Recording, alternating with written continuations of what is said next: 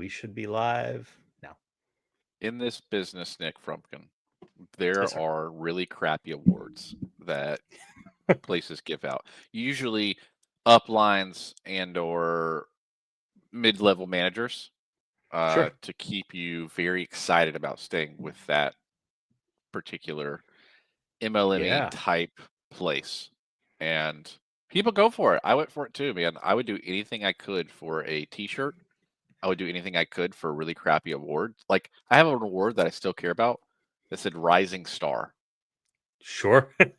Little enamel Rising. pins. I worked for a place that gave out just like pins by the bucket load. I got like 45 pins from this place.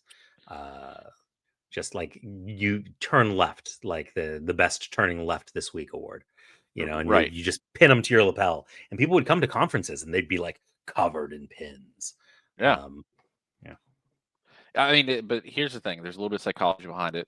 The places want you to feel like you're a part of it, Yeah, and for they sure. don't want you to look anywhere else. And you want to feel like you're a part of something. People want to feel like they're a part of something, Yeah. and that's just natural. That's just natural human psyche to want to be a part of something. So when your name gets called, and you get to walk up and you get to shake the hand of the manager that makes like more money than you could ever think of at that point in your life, and you get Absolutely. this crappy pin or this crappy award, you just feel like you can run through a wall. Now, are those things needed, Nick Frumkin? Needed? No. No. They're fun though. I mean, I think sometimes they're fun. if they're done right. Like I worked at a place where every quarter we would have a quarterly regional meeting, and they would do a whole big awards ceremony, and people would walk down the center aisle, and there would be a spotlight, and sometimes disco lights and theme music and like confetti cannons, and they made a really big deal of it. But they were giving awards for like legitimate production type of stuff, sort of, or like longevity, like it's your 5 year anniversary, come on down, or Yeah, yeah, yeah. you've written $150,000 in your entire career, come on down, and that kind of stuff. Hmm, that's interesting. I I don't don't know. know. People I had fun with it. no, I people do liked it have at the fun. time, Listen, right? I did too. I liked I the did. recognition. Um, like I liked the recognition. I don't know that I need it though. Like, you know what I like better than that kind of recognition? Commission. My house. Yeah. Yeah, yeah, Like my entire house that got paid for by this career. I like it better than walking down an aisle and picking up a pin. yeah. I had an agency that I worked with. I won't say their name, but they were the very first places that I worked for. And once a month, they would have everybody come to this home office from multiple states, Hmm? and they would feed everybody. Ooh, it was spaghetti, Okay. and not bad. And I just said at one point, kind of as I was walking out, I was like, I'll take 50% more compensation for one less spaghetti dinner a month. Right. You know what I mean? Yeah. Um, it's a wild business right now. I got to travel to go see a call center Sure. with new agents or agencies or whatever you want to call them. And I was presented, as I should be, as a final expense field guy, somebody who only goes in the field, which is true. True. The agents, I don't know how to explain what they. It was like they couldn't even fathom being in the field. But then I did my presentation and showed the psychology behind it and the math behind what I do. Yeah. How many leads you get in, how many presentations you're going to have, all the things that mean you know how to do. And about 30% of them going, why in the world are we on the phone Yeah. when this is possible? It's dumb. And, and Don't be selling my phone. you could It's see so them, you stupid. could see the manager being like, oh crap, I was supposed to you know what I mean? Like, oh Right. crap, like this guy wasn't supposed to be here because all my people are going to over the field. But like, they have never seen a client in the field. Huh. And we've talked about this before. I think every agent should experience the field one time. You have to Yeah. know who our clients are and what they're dealing with on a day-to-day basis. I mean, it's just one of the many advantages that we have over the telephone marketer. They have one big advantage over us, which is that they can talk to many, many, many, many more people in a day than it is possible for us to talk to. Sure. But that is their only advantage. But is talking to, considered them picking up and getting yelled at? Because I hear that's a large majority of talking to somebody, Probably. you know? I don't know. I'm not a phone sales guy. I don't know how you consider, but like you have the ability. I could not in a single day possibly talk to more than 100 people in a day, right? It's not possible for me to make that happen. It would be difficult for me to talk to more than 12 people in a single day. And for a telesales person, if you're talking to 12 people an hour, you're having a light hour. Right. I mean, we have did the you interview ever with John Boutier? yeah, Call him Boutier. yeah, where he was talking like 300 dials a day for 20 hours of talk time per week. Mm-hmm. Isn't it crazy? Yeah. What was I gonna say? It was a good one. Oh, if you've never done this before, someone that may be watching, I do this all the time because I have a marketing university, and so I will fill out forms on Facebook ads that come across my feed. Just so you know, I only do it to people that come across my feed, which means they're really bad at marketing to senior citizens if they're showing it to a 35-year-old male. Yep. But I interact with that stuff, so more ads are going to show my case my way. Anyways, I fill them out to showcase my students what other people are doing, but more what it looks like from a client's point of view. I get so many phone calls from these places, and when I do, I pick them up. Well, sure. I want to know what their script is. I want to know how they're doing it. It's so bad, Nick. I'm sure it is. It's so bad. I'm positive it is. Now, it's not. It's not just the telesales people who have the bad scripts. Unfortunately, true. I mean, fortunately for us, I guess. But I think I don't know. It just maybe it's because I'm super critical, or maybe because they're talking on the phone with me, and I'm just kind of like, lining them up, or like, I'm carving through their conversations, but I can feel the script moving around. Does that make sense? I can feel I can hear it. And it's like, and I'm trying to like give them more of a, let's have a real conversation, and I want to see where they go with it, but they can't get off of this thing, and it's sad. And I understand why there's such a fail rate in the business. It is hard. It is hard for people who do not have a background in sales in general, or who have just never been trained. Like there's people who have theoretically a background in sales who just never really learned proper sales technique. It is hard for people to learn how to listen and respond to what people are saying like a human being when you are also trying to move your way through a script. And that is a hard skill for people to master. I'm starting to see that firsthand. I've started working more directly with training final expense agents than I've ever done before. And so I'm getting final expense agents like sending me recordings and talking me through their scripting and, breaking stuff down with them on a regular basis. And do you enjoy it? Yeah, it's super fun. But it is one of the things that is shocking to me is how many people say all the right words, but don't say them the right way. Yeah. Right? Yeah. You say the right words, but you're saying it at the wrong time. Or you say the right words, but you say it like with the wrong inflection, I guess, or like in a way that's disconnected from the conversation. So it makes you seem like you're just a robot trying to circle back to a script and you feel like you're having a conversation with You somebody might as well who's be on the actually phone at not. that point if you're going to be that Right. awkward about Right. it. Right. And it is an interesting thing. And people with strong sales backgrounds don't seem to have this problem. And people who don't have strong sales backgrounds seem to really struggle with it. Teachers also seem to be pretty good at it. People with a teaching background. But again, teachers have been taught to be listeners, proactive listeners. But it is a thing that it is surprising to me is such a struggle for so many people where they've got all the objections lined up in their head. They've got them all memorized. They've got all the words to the script lined up in their head. They've got it all memorized. They know exactly what they're supposed to say, but they don't know when to deploy different things. And they don't know when to not move forward with the script.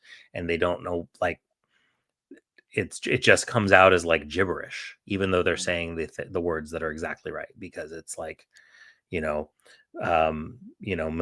on her end will be like, well, I really, want to buy a life insurance policy because I've got, nothing in place and I don't want to be a burden to my kids. And the person will respond with, well, now there's usually only a few reasons why people will buy a life insurance policy. Do you have something in place right now? And it's like, I just buddy, told you I don't have, yeah. were you paying attention At all. Yeah, at all? Like, were you present there for like, and that's not. I mean, but bringing it back around to the phone sales thing, the people who are on the phone, it seems to me, because I've been talking to a lot of those people recently, also people who have been calling and asking if I can help them with phone sales stuff, and no, I don't. I don't help people with phone sales stuff. But all of them are rookies. All of them are new to sales. All of them are new to final expense, and all of them are new to insurance. A very small handful of them will come from like a customer service background. So they do phone stuff before. Mm-hmm. But man, for whatever reason, I don't know why the thing right now seems to be people who are looking to get into sales are looking to get into final expense phone sales. But I've said this on Reddit. I've said this on Facebook. I've said this to people in person, and I'll say it on our channel now. It is almost a complete certainty that the very hardest job that there is in sales, in any capacity, any type of sales, the hardest sales job that exists is probably final expense telephone sales. Yeah. I don't know anybody that I've said that to that has disagreed. There are except a for lot the of hard agents sales that are jobs. except for the agents that are doing it that are failing horribly. For some reason, they will tell you they're having the best time of their life. Yeah. I mean, and it's for some people, it's probably a good job. Like, I mean, just because it's hard doesn't mean it's bad, right? But it is not an entry level sales position. It is not the place where you should be starting to make your bones in sales. There are places that you can go that will be easier to learn how to sell. And if you have no sales skills, you are going to really have a hard time in final expense phone sales. It is the hardest sales job that exists. Yeah. Go learn to sell first. If you can sell, listen, we know people who are doing a great time, who are having a great time in final expense sales and are making a lot of money in final expense telesales, but they all came to it with very highly skilled backgrounds. Yeah. Right. They knew what they were doing first.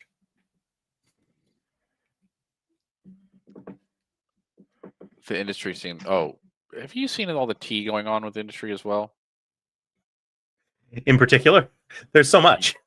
There's so much stuff happening right now. This is such a crazy time. Isn't it wild that we live in this place? There are affiliate groups, large conglomerate groups that have people who are ginormously huge online. Mhm. We're getting into spats with downlines Mhm. over marketing dollars and paid or not paid. Mhm. And it all seems to be kind of like there seems to be a ginormous division or shift happening really rapidly in the business, where a lot of people are getting banned on certain groups. Um, and it's kind of like a it's us versus them scenario in the marketplace right now. Does seem to be, doesn't it? I'm trying to play it as politically correct as I can because I have to live in that world.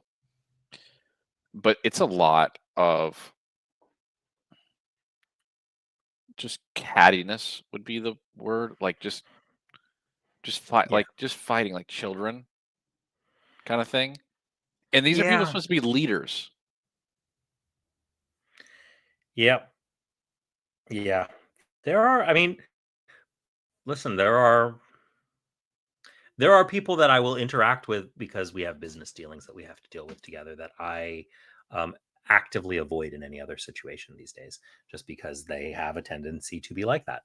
People we've had Mm, on as guests on this show more than once, who I just don't talk to. yeah, Um, not because I have anything personally against them, but because they are not safe people to have conversations with. correct. You Correct. know. Hmm. Um, I've talked to several insurance companies when it comes to persistency and placement ratios. Sure.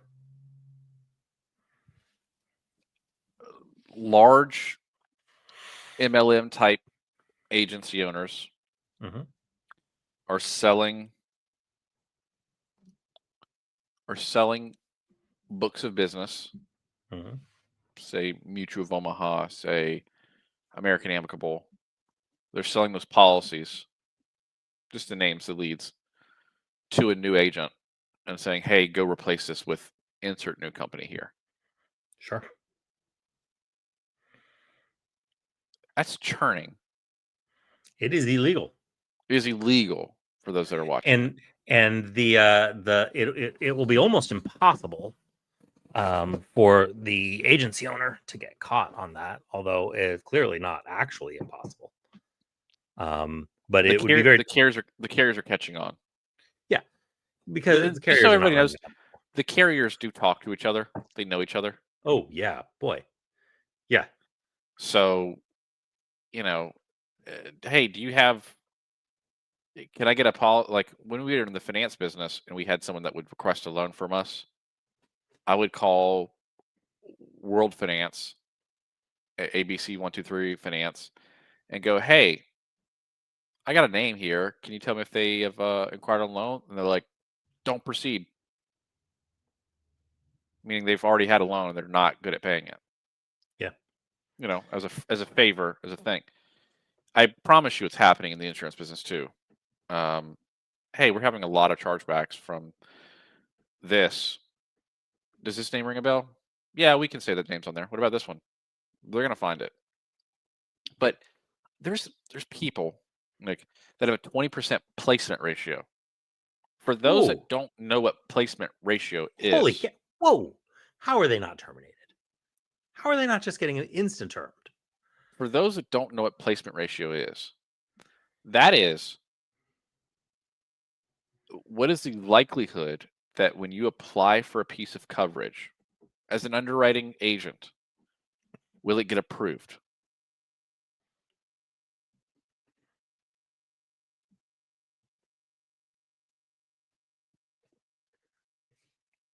Yeah, Working for an insurance company for even a small amount of time for me taught me a couple things. It costs a lot of money to get an agent to have a writing number. And by a lot of money, I'm not talking hundreds of thousands of dollars. I'm talking about 150 bucks. But $150 is a lot of money. especially when you multiply it across thousands of 10,000, agents. 10,000, Yeah, right? Whatever the number is. It's a lot. And they have to pay they got to pay like yearly sometimes for these certain things. They got to run background checks, all this stuff. Every time that you put in an application and they run a script check, it costs money. Anytime that someone's looking at a application, it costs money. It costs money to be in this business for the insurance carriers. And when you are just slingshotting somebody's insurance and just throwing them against the wall and seeing what sticks, you're costing several companies money just for you to get paid. You're going to get terms for cause. You're going to lose your renewals. Yep. I don't know why it's such an issue in the business right now. I can venture a guess. Yeah, I mean, take a stab at it. I mean, I have a fairly good idea. But you go first. Well, so I mean, some of it's the private equity capital that flooded into the senior market space. I think with the changes to Medicare that have happened recently, it is harder for people who have traditionally made their money in the Medicare space to continue to make money in that space. And a lot of those people in that space who were running sort of unscrupulously and doing things like, hey, just go flip books of business, because in the Medicare space, like, it's not that it's not a big deal, but it's like, they are taking business practices similar to that and applying it to the final expense space. At least I think that's what's happening on the telesales side. I also think that there are a handful, not very many, but a handful of very large IMOs that got purchased by the mega NMO, who has been acquiring all of these places, that have been allowing some of their less than scrupulous tactics to permeate that segment of the industry. And we definitely won't talk about any specifics there, because you've already gotten in trouble. And we don't want you to get into any more. Hello, people watching. But there are some egregiously bad sales practices that go on at some of these very large IMOs that have been acquired. And I mean, like, egregious, like I won't work with anybody that has come from some of these IMOs. Just because of the things that they've been taught, and it's not worth my time or energy to try and unteach them, or my risk to take on an agent like that. But that it is cycling through some of the rest of the industry. And yeah, that is my stab. I think it is a few events coming together in that way, but I think that's why so much final expense telesales, and why so much of it is being done so unscrupulously, is the combination of the mass acquisitions, and the pivot away from the Medicare space as a cheap moneymaker. Yeah, I don't know. Inadvertently, it's kind of Tyler's fault a little bit. Like, not that what he was doing was bad, but I think he opened some floodgates that allowed bad people into the industry, as kind of a knock-on effect to some of the things that he was doing, and unintended consequence. Sure. Even though what he was doing, I think, was perfectly fine and ethical and actually good, and shedding some light in the industry where there needed to be light, where light needed to be shed. But he opened a door that I think some unscrupulous people came in through that door that he opened, and have done a little bit of bad acting in that space, especially since he's not in that space anymore for some time. I'm sure he'll Yeah. be able to do it again. I agree with all those things. I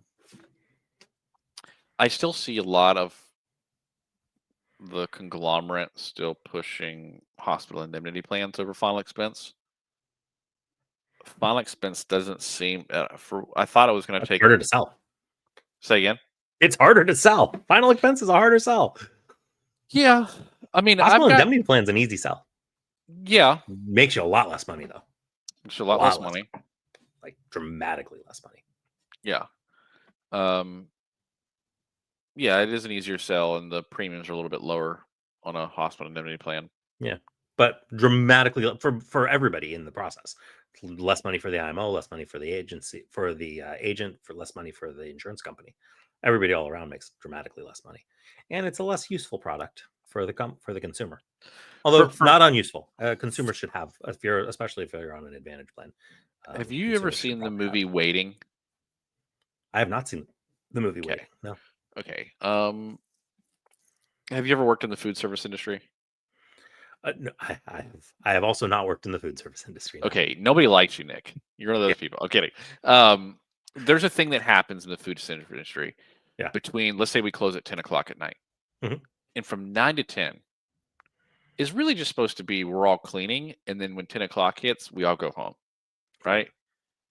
And so we're all kind of like washing a dish, like just acting like we're doing something. And then 9:57, someone comes in and is like, "Can I get a burger?" And you're like, "Mother, like I'm gonna ruin," because you gotta re-dirty the grill, all that stuff, right?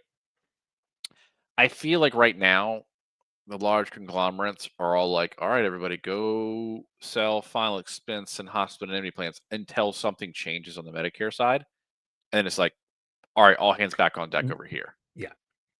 Yeah. Because things are going to absolutely change on the Medicare side, but it might be a little bit of time before it does. Okay, I have a question for you, Nick, and this is I might be an idiot, right? The Yeah, government for sure. shutdown is currently happening. Yeah. Which Absolutely is. for layman's terms, for the most basic terms, is the government's out of money. Yep. And it's not paying anybody. Yep. Not paying anybody. Nobody's coming to work. Nobody's going to work. Now, things doesn't mean that everything shuts down, right?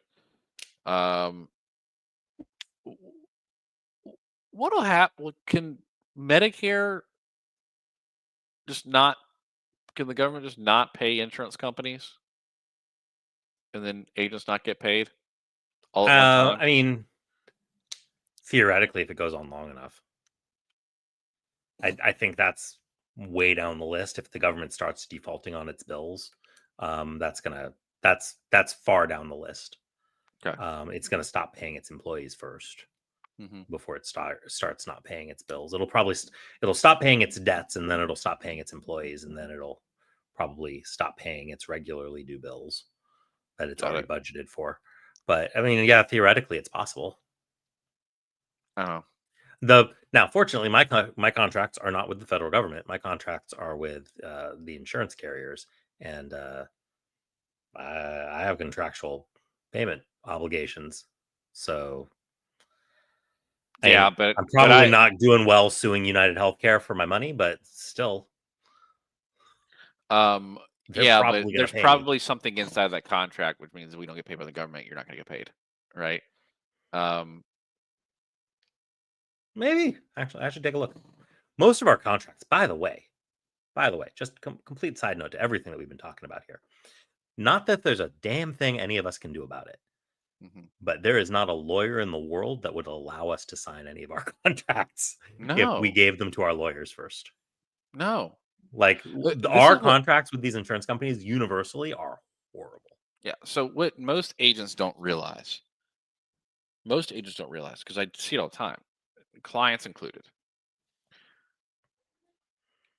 they're insurance contracts. They're all contracts. It's all a piece of paper saying I'm willing to do this, but only in the case of this, this, this, and here are all my clauses. Yep. And if this happened, this happened, this happened, I'm out scot free. I don't have to do anything with you.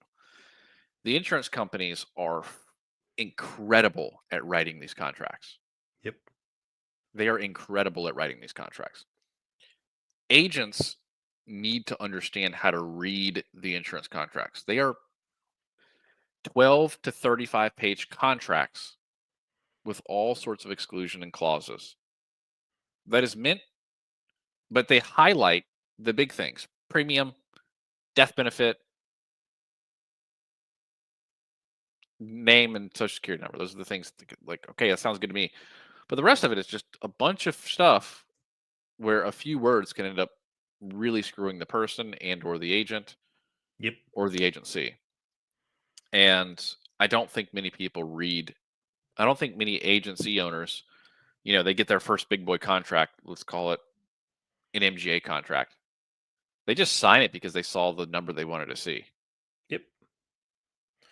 Without noticing, like, I don't know, maybe this insurance company, instead of holding your agency liable for roll-up debt is actually going to hold you personally liable for Mhm. roll-up debt, Mm-hmm.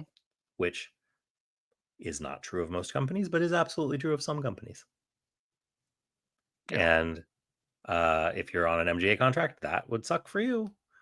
Um, if you've got a downline, that would suck for you,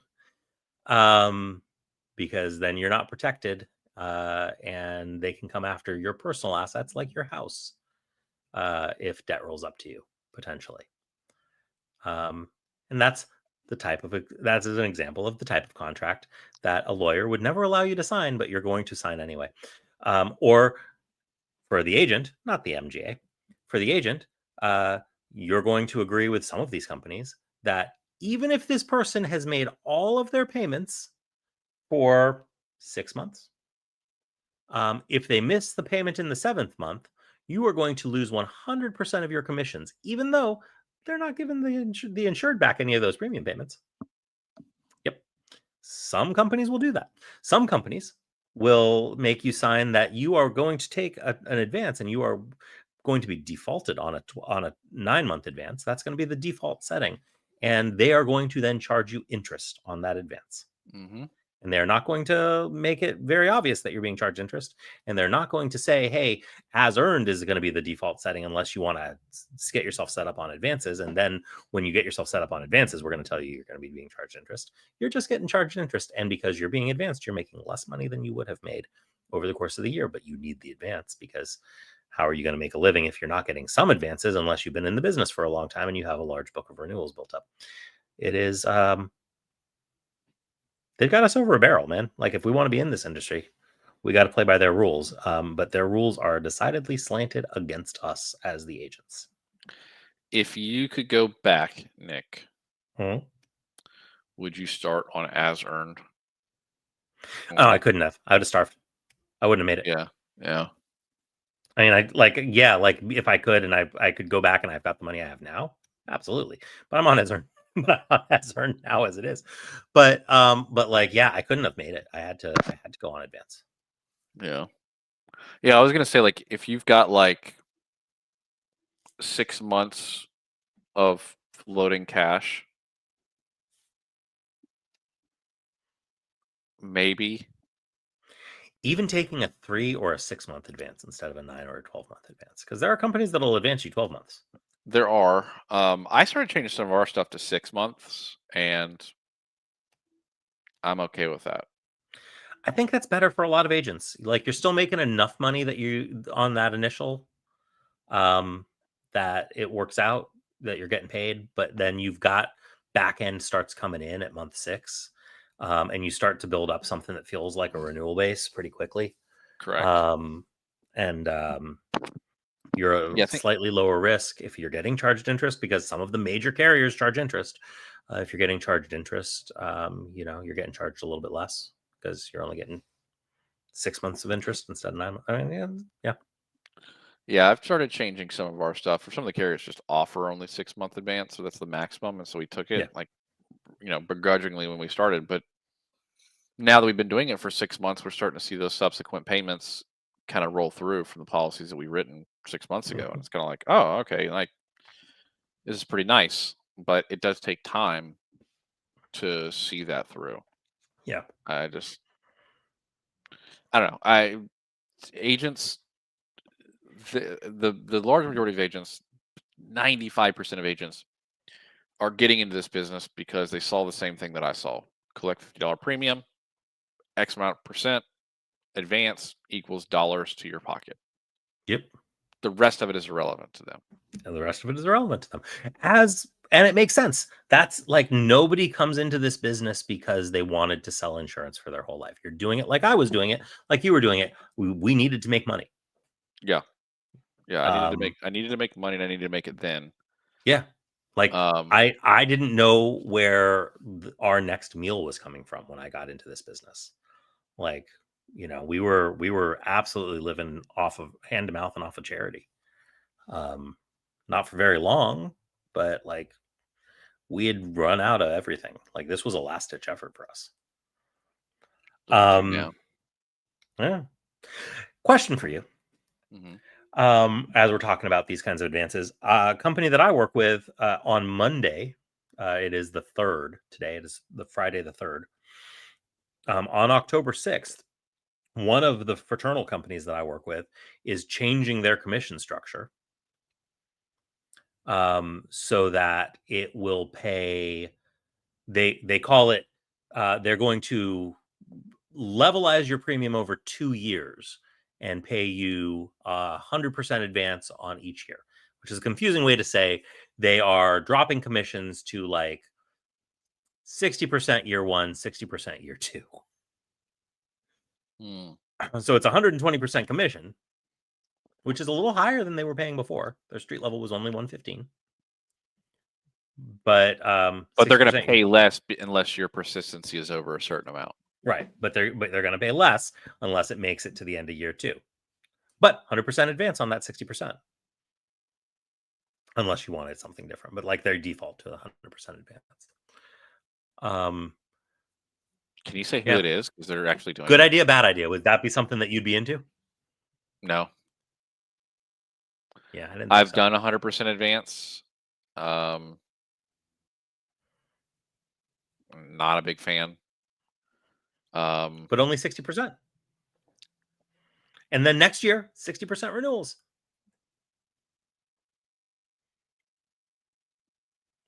No. Yeah. That's kind of right. You got to think about it a little bit, right? You do got to think about it a little bit. And again, these insurance companies highly are very competitive smart. Prices. Probably the most competitive price on the market at the moment. I don't know, Nick. There's something I want to show you when we're done with this phone call.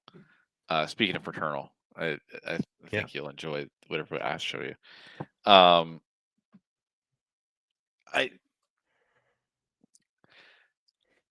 The problem is agents still to this day don't keep up with their clients after the first day. If that long. Yeah. Right. Many of them have forgotten their client's name before they walk out their front door. Right. They don't save them in their phone. They don't log them into a CRM. They just pray that the commissions come through. Yeah.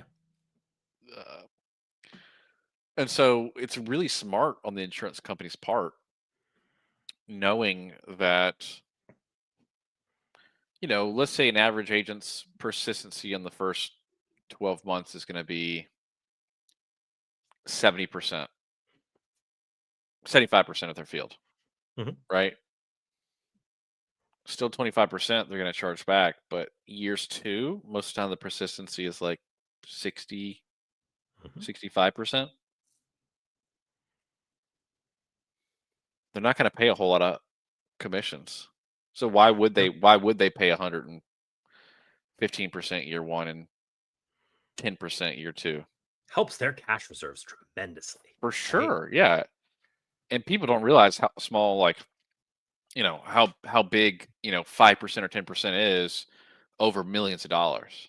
Like, it's a lot of money that this company is making on this deal.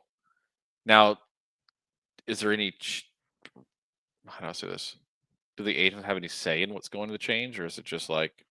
No, so the agents have some say in terms of advances. So you don't have to take the 100% advance, but the commissions are changing. That's the way that they pay commissions is changing. That is just it. Got it. It is going to this 2-year first year premium model. What's the comp on year 3? Like I want to say 8. Like 8 for 3 to 6, and then like 5 for 6 to 10, and then 1 for life, I think. Maybe 3 to 6 for 6 through 10. I don't remember. I don't have the comp chart memorized, but something like that. It's pretty high. The renewals are pretty high. Yeah. If you're a good agent and you're writing the carrier to stay on the books because you're writing lower premium carriers, could be good. Right? It's a weird one. I don't know. I keep going back and forth. It has to be your flagship carrier. No, it absolutely has to be. It doesn't work if you're not writing it in volume. Correct. Right? Like but it could be good. Like, but for the agent that writes like 150,000 with these guys, I don't know, that could be pretty good come next year. Sure. Sure. Because even if you're only keeping, let's say you're only keeping 70% of that on the books, that's that's pretty good coming in next year, every month. Yeah. And then if you can do it again that year, now year 3, you're really looking good. Now you're looking like MedSup money numbers. I don't think people. I mean, are they wanting to kill their final expense business? Is it the goal? I think it is. I think the goal is, so they released to some of those unscrupulous carriers that sell by phone that we were talking about, with extremely aggressive rates and extremely liberal underwriting, and got killed on clean sheeting. And then so they raised their rates and they changed their underwriting, and then got killed with churning Sure. Of their own business. of their right. People then, like those unscrupulous companies were like, here, buddy, take this list of all of this fraternal that we sold and go sell them Mutual of Omaha now instead. Right. And so yeah, their business got smacked twice. If you are an insurance carrier and you need 2 handsome young fellows to help you build a great product, call me and Nick. Yeah. It's down there at the bottom, the insurance panel at gmail.com.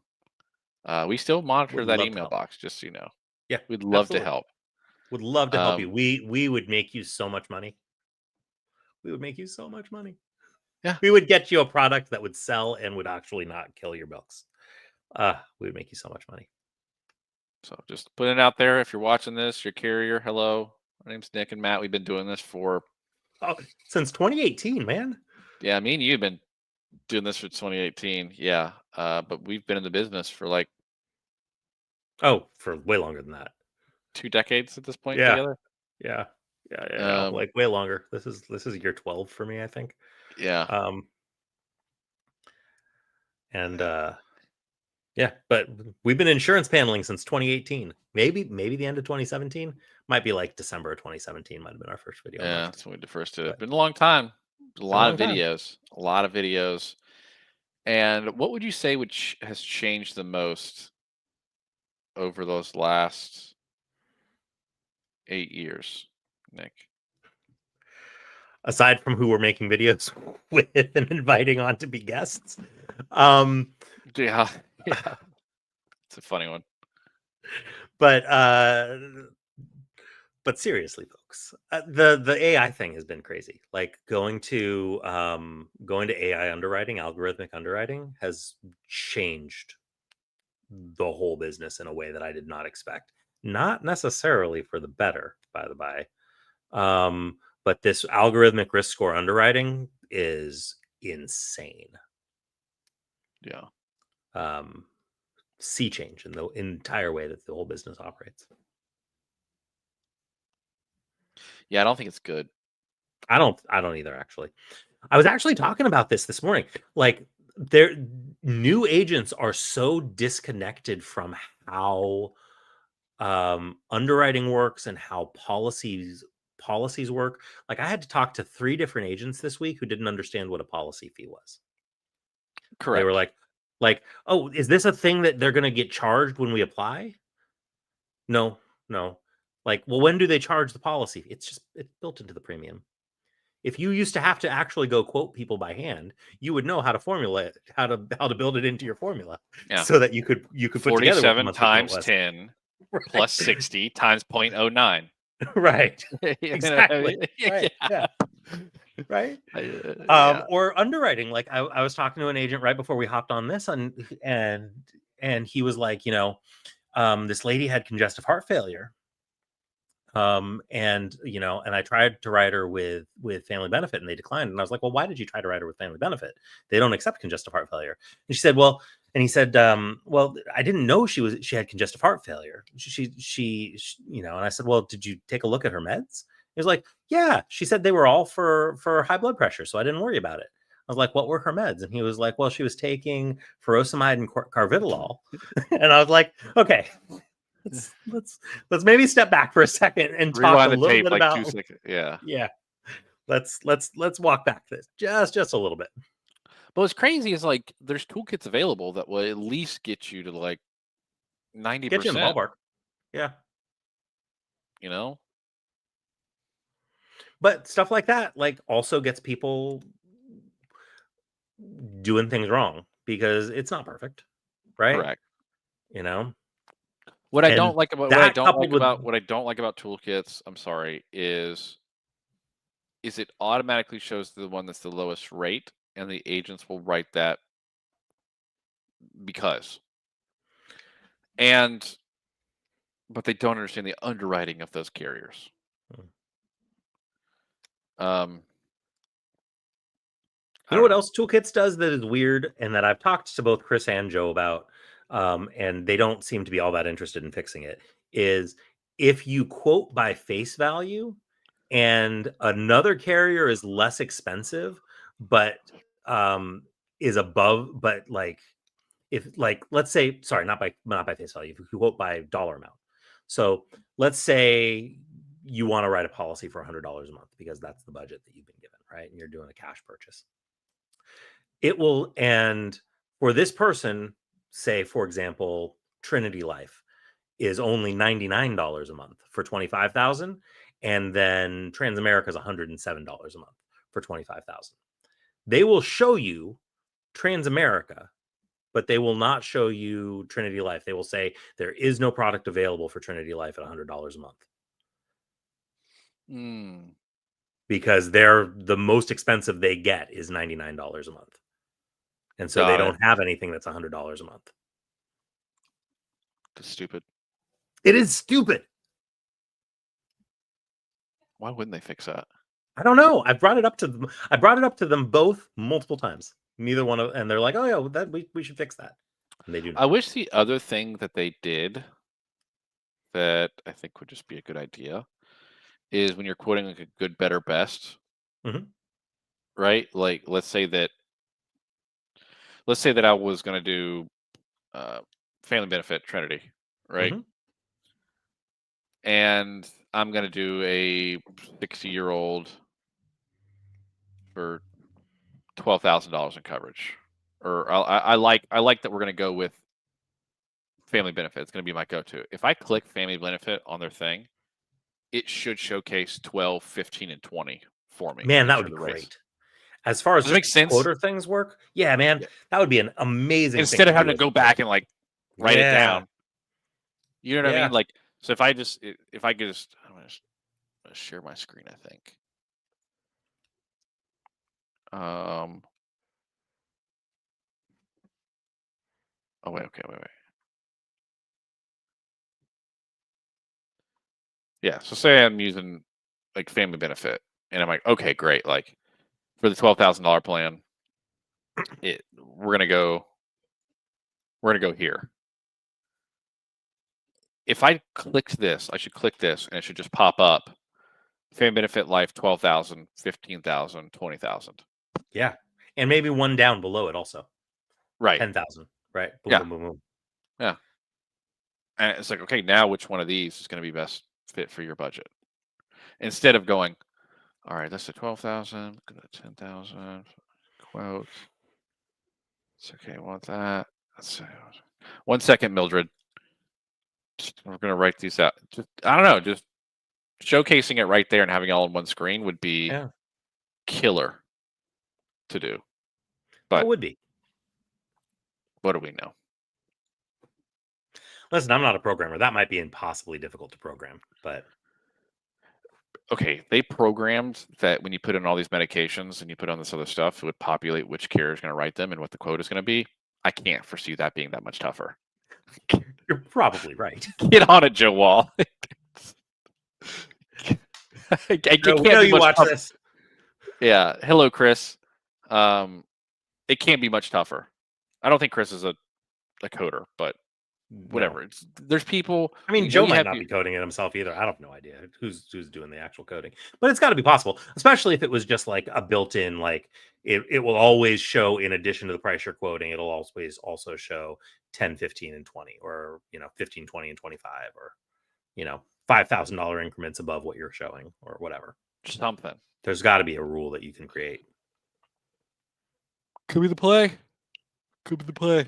That's what Yeah. I would do if I were you guys, but we're not you guys. So Fortunately, neither one of us has time to figure out how to create a quoter. Otherwise, you guys would be in trouble. yeah. I did learn how to code on a website to make it show if my office was open or not. Oh, that's pretty nice. It sucked. What kind of website software are you using? Just go high level, like drag and drop. Just on the go high level. All right. But there's like a coding section inside of it for like HTML. Mhm. And so like if there's a button, I would just put the code right below the button, and then I could make it do whatever I want. Yeah. And basically I had it look up the time and date, and then if it was Monday through Friday 9 to 5, it would say our office is open, and if it was outside that time, it'll say the office is closed. That's pretty cool. I think it's cool. A little bit of HTML code. Well, yeah. Lost skills, man. People don't have the HTML coding skills that they used to have. Like, Well, I used to know how to do, not very well. I used to be able to do a little bit of light HTML coding, but I have not even attempted to do any in 25 years. So I don't really remember how to do any of it anymore. I did it when MySpace came out, and I wanted to put Sierra goodies on my when people loaded my page. Yeah. And then I did like a little bit in high school, but I was like, this is dumb. I don't ever want to do this again. I learned a little bit of C++ and HTML in high school. And then I messed around with it for my first job. I worked for an art gallery, and I did eBay sales for the art gallery. I was the person in charge of their eBay sales, and did some light HTML coding there, but all very light stuff, nothing very heavy. And like, it has been 20, maybe 25 years since I've done any of it. Well, So I mean, I'm not in a position to do anything anymore. Speaking of AI, I just said, hello, AI. Hello, ChatGPT. I need this to happen. Now, it took me a long time to get it to do exactly what I wanted, and eventually I just went in there and changed the code myself. Right. But AI got me close. It started the script for me. Right. That's pretty good. AI has changed the game, man, in a way that I don't think our world is so much different now that we live in a post AI world, a post ChatGPT world.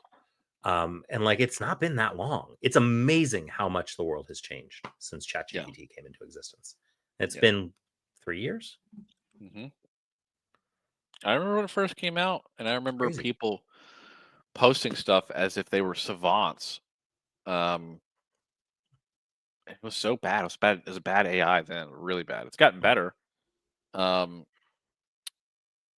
this is known to be true. People are becoming dumber. It's true. It's so sad. People are becoming dumber because they're not even thinking at all. They're just we're conditioned to go to this thing that will just give me the answer. Yeah. Listen, the majority of the questions that I answer for people are still Medicare related questions. And the thing that kills me is maybe once every other month. So it's not that often, but more frequently than I would like, an agent will call me up and will say, hey, I Googled this thing and it said that this is how this Medicare rule works. And I said, what website told you that? Because that is not correct. And they said, oh no, it was just the Google Gemini like AI thing told me that was how that works. And I was like, well, that's the reason why this is not working for you, buddy, because it is wrong. And it just makes stuff up. And it will tell you as though it is completely correct. But if you then even go and look at the source links that it is talking about, that source link tells you the opposite. Right. It is just not true. Like, that election period doesn't exist. That's not how you calculate IRMA. Like, all sorts of weird, crazy stuff agents have tried to figure out. And then they just look at the generative AI that Google throws up instead of actually I mean, clicking the first link is not even really research, but it is one step further than most people seem to be willing to go anymore. Yeah, research and cross-referencing are like a thing of the past for some reason. Everything is taken at face value, and it's really sad. Yeah. And also, this is something just for ChatGPT for insurance related, just to throw this out there. Yeah. There are people or agencies that are these really big recruity MLM type agencies. And I see these people post, and it was like, well, ChatGPT said we're number one Oh, good. comparative to this, and this. So if ChatGPT says it, we're the best. And I had to be like, Go ahead. Ask ChatGPT how it came up with that information. right. And I had to be like, just so you know, ChatGPT is feeding you what you want to hear to make you use it more. Like you're literally being a sheep right now. But if I ask the same thing to include my company, which I care about because I talk about it all the time through ChatGPT, it's going to say mine's the shit. Yep. And he's like, no way. Okay, comparative to this, and this, which do you think is better? What do you think came up? The insurance platform. Yep. Like 100 times out of 100. Just because ChatGPT said it doesn't mean it's true. It's feeding you what you want to hear. It's crazy that people are doing this stuff. Don't do it. Read some more science fiction, people. Go watch The Terminator. Don't give in. Oh, there is a movie with Johnny Depp where he turns into some kind of AI. Transcendence? Oh, I never saw Transcendence. I think that's the name of it. Hang on. You should go watch it. Sounds cool. Yeah. You should go watch it for sure because it's awkwardly close. Does it make sense? Yeah, 2014 film. It Yeah, is. looks cool. It's got Morgan Freeman in it. Got Morgan Freeman in it? Yeah, Nice. it's a great movie all around. But there's a point. I'm not going to ruin it for me, but there's a point to where it's kind of just taking over, right? And you have to pull the plug on the internet to get this thing to go away. That's the only way to stop the AI is like unplugging it. Does that make sense? Yeah. And AI is continuing to get faster and faster and faster and smarter and smarter. And that movie will kind of like it happens over a couple year period. It doesn't happen like that. Like AI is still learning. But what took us this long to learn as humans, it'll do in like a fraction of the time. A fraction. And we don't know what it looks like because we're currently in it, right? Yeah, but we are one of those eras of like exponential growth of technology. Yeah, it's amazing. And Nick and I can pretend that we know all this. We have no idea, but like, what is Final Expense going to be 5 years from now? I personally believe that more now than ever, you have to learn how to be an actual human being and go out and see people face to face and say, hello, Mildred, I'm a real person. And I'm going to make sure that when you pass away, this is going to happen. And you don't have to worry about any of this AI stuff at all. People want it. People want it. I was talking to somebody who runs a carrier who put a lot of money into direct to consumer, no human interface marketing. And I was talking to this guy who runs this carrier. And he was saying, like, we put all this time and money and energy into this, and I still think that this is going to be a thing. But in the 5 years that we've been putting this time and money and energy into this, we've found that even younger people, even people in their 20s and 30s, would rather talk to a person about their life insurance than just make the decisions by themselves. I think I talked about this before, and it may have not been on this show. I have a company, Instabrain. Mm-hmm. Have you seen that product? Yeah, I know the Instabrain product. Yeah, term product, blah blah. You can do it without. So I was like, well, screw everybody else. I'll never talk to anybody ever again. I'm going to run a Facebook ad. Finally, is something where I don't even need an agent. Plug them into the Instabrain and then let them just close themselves. So then I get all the commission, right? Like, Yep. literal money printer for Matthew Murray. I never have to see anybody ever again. Yep. How many people put out a thing? 0. Yep. 0. Here's what I've deduced. People think that they don't want to be sold something when it comes to their insurance because they are like, well, I don't want to talk about it. I don't need to talk about it. But okay, let's say I do think about it and I do want to talk about it. They need somebody to blame. They need someone to blame. It can get all the way up to the point where they've quoted it. They feel good about the premium. I got $1 million for $80 a month. That sounds good to me. Okay, give us your checking and routing number. And they're putting this into a thing, and they realize that no one's there around them to guide them through and say, yeah, you're doing the good thing. You're doing the right thing. And when the cheese becomes binding, when they press enter, and you're getting this policy, they won't do it. Do you know how many people I write business for that are licensed insurance agents? Isn't that crazy?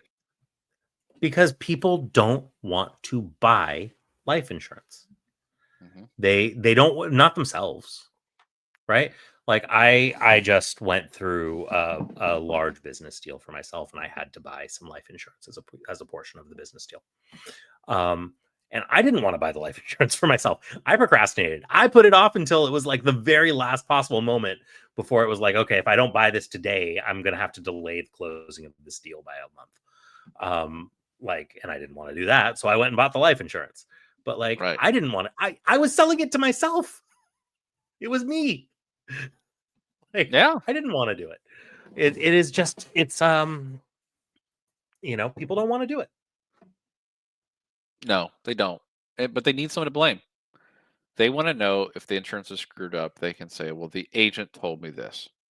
Yeah. Agent told me it's okay. Agent told me to do it. They need someone to blame. So I believe that there needs to be an agent forever in this business. I believe it'll come something to where it's gotten all the way down to where you're done. And it's like, hey, before you buy, click here to talk to the agent to verify everything is good. I think that'll be kind of that might be a thing. I think it'll be the other way around. It will be agents are the ones that get people to the buying door, and then people just fill out the applications themselves. Yeah. Hey, here's your quote. Here's everything you need. I don't even want to talk to you. Click this link. You put on your social stuff. I don't even want to hear it because, PHI and all that stuff. I don't, blah, blah, blah. Yeah. Click this link and fill it out. Yeah. That might, yeah. Yeah. I like that. Could be the play. There is a there is I don't remember the name of it. I think it's Insurio. There's a platform that's very similar to that, where you can it does term and stuff, but you can basically walk the person through the entire sale and just collect the minimum amount of information to satisfy AML, know your client rules, and then they fill out everything else for themselves. Got it.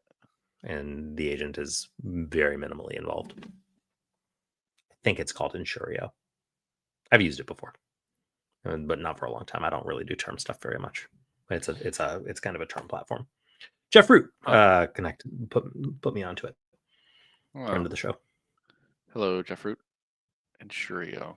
I'm gonna look at it later. Take a look at it. It's pretty cool. InsurTech still interests me. Even though I'm a Bond Expense believer, I like tech. I like new emerging things. It's neat stuff. Yeah, right? It's pretty cool. What's happening? We just live in this really weird space where there's a really lot of bad actors in the space. There's a lot of people coming into the space. Carriers are getting taken advantage of more now than ever. They're going to be tightening their belt. Listen, Nick, is there a world where agents can only get 5 carriers at a time? Yes, but it seems to me that the carriers would fight against that themselves because they're going to want. That's true. They want the business, right? Yeah, they want the agents. Like they also, but they would like agents to not have other carriers other than them, but they want to be one of the 5, and it'll always end up. Well, what I don't like too is like you'll get I got a couple emails today saying, "Hey, Matt, here's some agents with this carrier that haven't written business. We're going to terminate them right now," and they terminate them. And then I send an email and I'm going, "Well, they're going to write business soon," and they go, "All right, we turn it back on. We're good."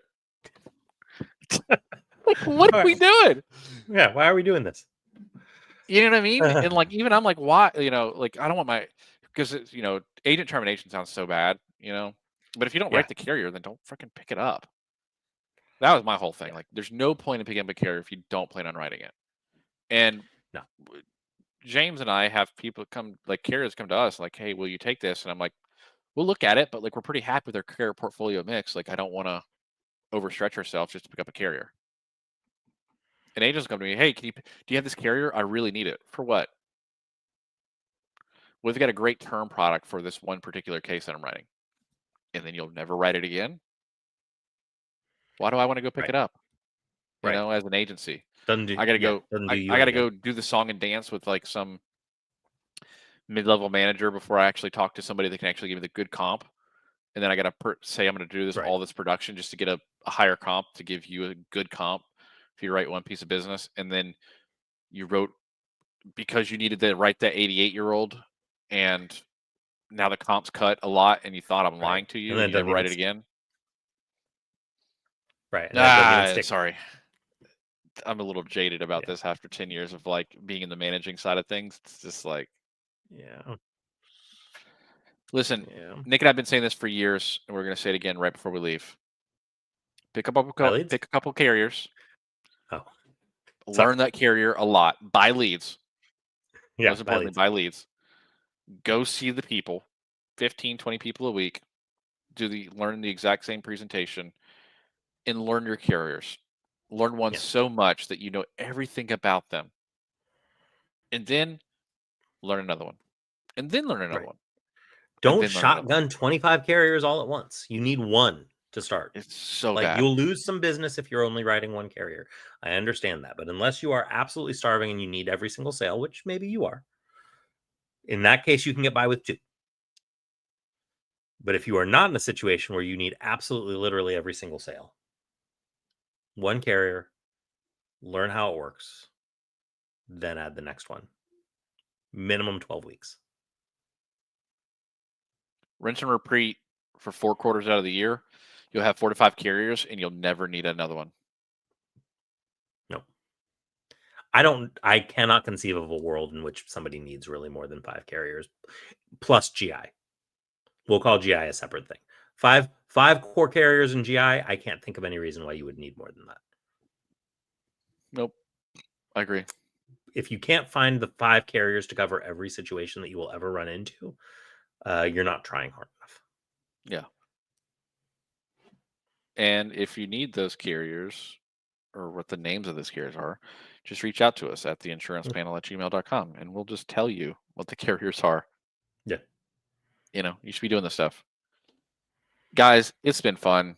It's October 3rd. Medicare is upon us. Things are changing.